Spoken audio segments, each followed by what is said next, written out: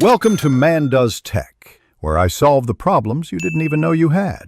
You must already meet monetization requirements and have an Adsense account ready. First, sign into YouTube Studio with the channel owner account. Once in, go to Monetization and choose Start to begin the link flow. You will be prompted to sign into Adsense. Use the same Google account you want payments sent to. Do this now so YouTube can verify ownership and prepare your channel for ad serving. It's the essential first step to receive revenue and complete setup.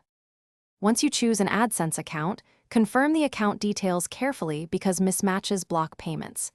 Make sure your legal name, address, and email match what YouTube shows. Consistency speeds verification. Next, complete required tax forms and add a payment method in Adsense. Bank transfer details are recommended. YouTube communicates status. Keep an eye on the monetization tab. This middle stage is about confirming identity and payment routing.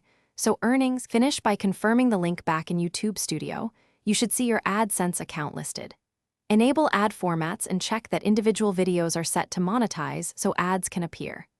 Allow time for verification and initial reports.